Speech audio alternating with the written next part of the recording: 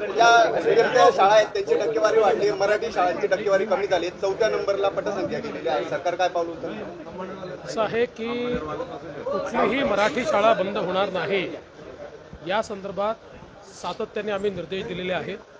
दुसरं, शाळा इंग्रजी असो, हिंदी असो, कुठली असो, त्यांना मराठी शिकवावं लागेल याची सक्ती आपण केलेली आहे.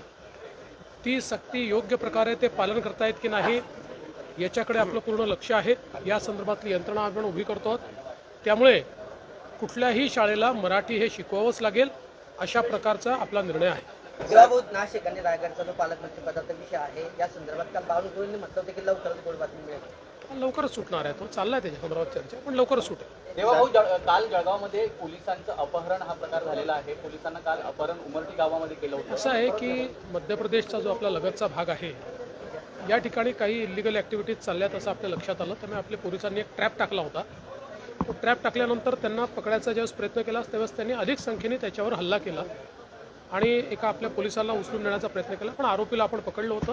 मध्य प्रदेश पोलिसांच्या मदतीने आपण पोलिसही आपला सोडवलेला आहे आणि आपण मध्य प्रदेश पोलिसांना हे सांगितलेलं आहे की अशा प्रकारे इलिगल ॲक्टिव्हिटी तुमच्याकडे होत आहेत आणि त्याचा परिणाम आमच्यावरही शेवटी ते जे काही शस्त्रबिस्त्र बनतात ते आपल्याकडे देखील येतात. त्यामुळे त्या संदर्भात कॉर्डिनेशन करण्याचा प्रयत्न चालला. धनंजय मुंडेंनी सुरेश दसांच्या भेटीवरून राजकारण आपल्याला आता दसांच्या भूमिकेवरही संशय व्यक्त केला जातोय. असं आहे की कोण कोणाला भेटलं याच्यावर जर अशा प्रकारे राजकारण होत असेल तर लोकशाहीमध्ये ते योग्य नाही आहे. लोकशाहीमध्ये संवाद हा सुरू राहिला पाहिजे आणि सुरेश धस यांनी ज्या प्रकारे या संपूर्ण प्रकरणामध्ये खंबीर भूमिका घेतलेली आहे ती सर्वांनी बघितलेली आहे.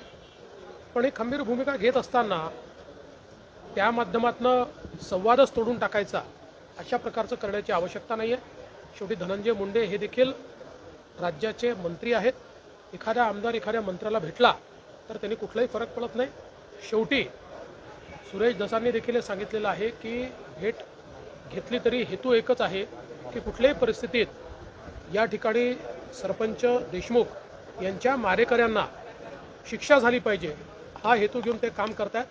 आता काही लोकांना ते पुढाकार का घेत आहेत यामुळे पोटात दुखत आहे त्यामुळे ते टीका करतात. 2 तास ईडी आमच्या हातात द्यावी इच्छा सुद्धा शिवसेनेत येतील असं राऊत म्हणताय. अरे मूर्खांना मी उत्तर देत नाही तुम्हाला माहिती आहे तरी विचारता.